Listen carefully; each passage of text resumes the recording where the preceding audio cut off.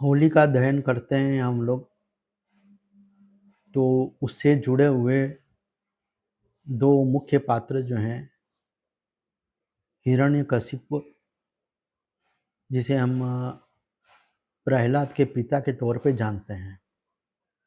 तो हिरण्यकशिपु, इसका जो अर्थ है कि प्रबल देहाभिमान, जो हमारे देह में एक प्रबल देहाभिमान है, अपने आप पर जो एक अहंकार है, कोई ताकतवर व्यक्ति को अपनी ताकत पर अहंकार होता है, कोई युद्ध में निपुण जो व्यक्ति है उसको अपनी युद्ध कला, युद्ध शक्ति पर अभिमान होता है। तो ये जो अहंकार है देहाभिमान का, और प्रहलाद है, तो ये आत्मा की धीमी आवाज है, अर्थात कि अनुग्रहशील आत्मा।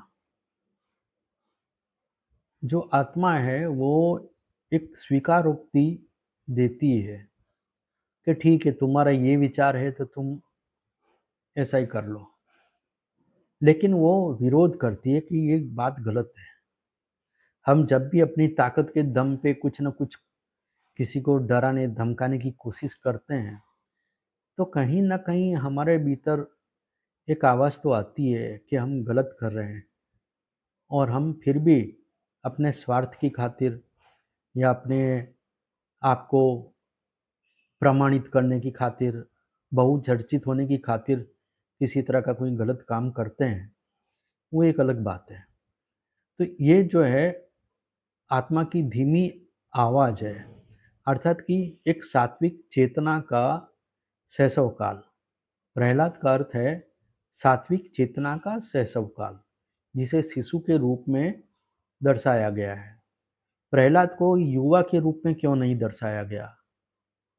वो शैशव के रूप में, शिशु के रूप में ही उसको दर्शाया गया है।